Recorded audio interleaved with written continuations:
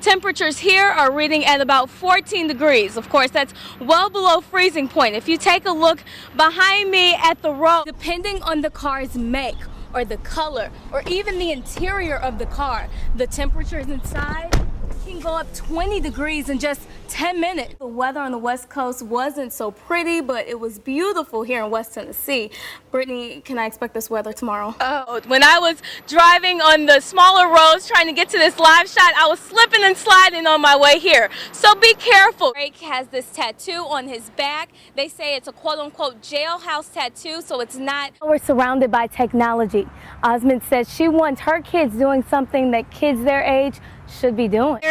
She's never seen a school successfully appeal its decision to revoke accreditation. The warm temperatures and sunshine has many West Tennesseans busy with outdoor activities this evening, but as we prepare to leave fall behind, we have a reminder for you. Forbes magazine says to get around those hefty ATM prices, buy a cheap item at the grocery store, swipe your debit card, and get cash back. Many travelers took advantage of the warm temperatures and the clear skies before hitting the roads today. But for those who are waiting until tomorrow, the Moses family say the appeals court's decision proves the law can work in your favor. That, and with no solid evidence that the two have even left the area, they'll continue to search until the two are found. Now, this is an example of a major road. When I was driving on the smaller roads trying to get to this live shot, I was slipping and sliding on my way here. So be careful, use caution. It's dark outside, it's cold, and I'm even starting to see a few flurries. So we'll have to see what Brittany has to say about that. But as for the snow, TDOT says clearing these roads was a piece of cake. Tonight, in their first television interview, Justina's parents sit down with ABC 7 Eyewitness News reporter Brittany Noble. She joins us live with what they had to say. Brittany. What we do know is that Justina Macklin spent her last minutes in social studies at Margaret Newton Elementary. But everything outside of that remains a mystery to her family. Monty Merriweather is preparing to bury his 11-year-old daughter.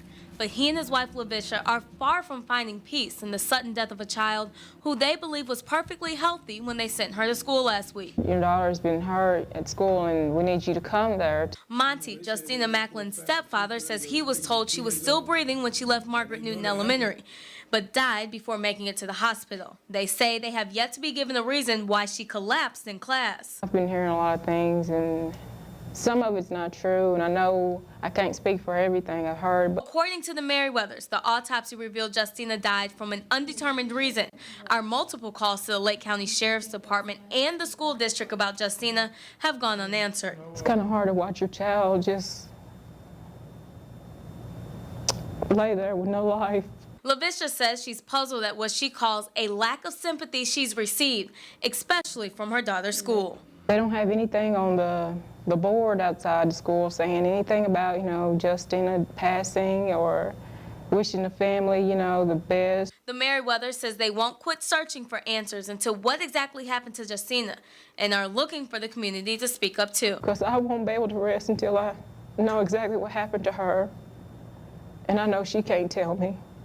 Brad, at any given time, officials tell me there are more than 60 different officers working to find the Louisiana fugitives. But they also tell me until the two are spotted, nothing, not even money, can keep them from their round-the-clock search.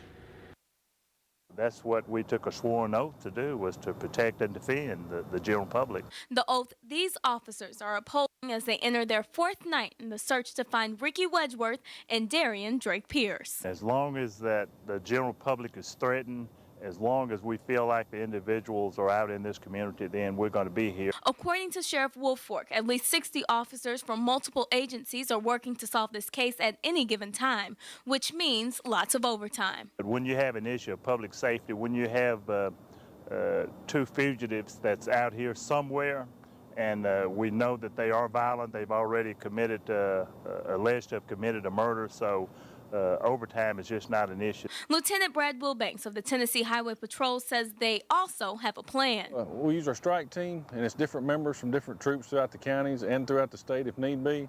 We just readjust our schedules. With a combination of agencies working on this case, Lieutenant Wilbanks and Sheriff Woolfork agree they're not stopping until Wedgeworth and Pierce are captured. And until we can confirm that they're no longer out of this area, we'll continue from day to day, reevaluate what we need to do. Officials tell me they're continuing to work tips from the community. And of course, it's all about keeping the public safe. If you see anything suspicious, if you have any information, contact your law enforcement office immediately. And of course, we'll have more details as they become available. Live in Northeast Jackson, Brittany Noble, ABC 7 Eyewitness. Stephen Price is 17 and has suffered from epilepsy his entire life. He's failed 2 grades and been teased by classmates who say he'll never graduate like them. Some kids are just smart, and so I wish I could be like them. When Stephen transferred from Georgia, he was 2 years behind but was able to pass several tests and be classified as a junior at Dyersburg High School. Stephen's family says a teacher told them if he followed the rules, he could graduate in May. I need to pass my gateway and pass all my classes. Even though Stephen passed his gateway test and is passing his current classes, on Monday he was told he's too young to graduate. We spoke with Sandy Baker, Director of Special Education in Dyersburg, by phone. I think it was human error. Dyersburg High School told Stephen all year he's a member of the class of 2011, but district leaders say otherwise. We have to follow the state and federal guidelines. He enrolled as a junior with us this year and will not be 18 until next year. You look forward to it for a whole year, and it's so close, you can feel it. And then they just snatch it. And to see him cry and see him hurts me. And even though Price has overcome more odds than most 17-year-olds, he says another year at DHS makes him want to give up. Thought about quitting because it's a bunch of drama. Brittany Noble, ABC 7 Eyewitness News. Within the next few years, all property along a certain stretch of Highway 641 will be bought by the state, and TDOT says people should start preparing now.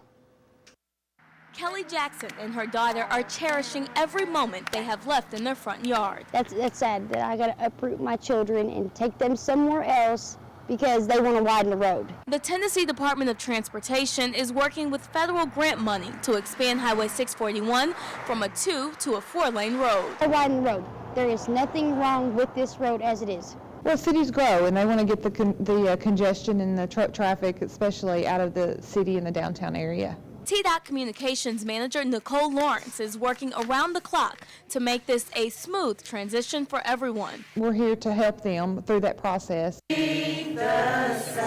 Lakeside Christian Fellowship Church, which sits off Highway 641, will lose only a hill, and members say this project is a blessing. We've been believing for increase of the city and blessings to become to the city. Now, even though there aren't too many people here right now, Pastor Pam Hughes hopes that with the new highway widening project, more people will come to her congregation. Praying for those people. I know that will be a difficult thing for each and every one that will be losing their home. But at the same time, you know, I believe that God will bless them. But for Jackson and her family, help can't come soon enough.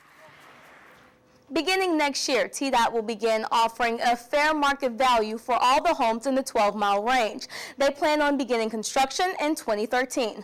Brittany Noble, ABC 7 Eyewitness. In a follow-up today, the Lady Raiders basketball team placed posters and other reminders of their fallen teammate Tina Stewart on their bus as they departed for her funeral. The 21-year-old died at a Murfreesboro hospital last week in her apartment after being stabbed multiple times by her roommate, Shanterica Madden.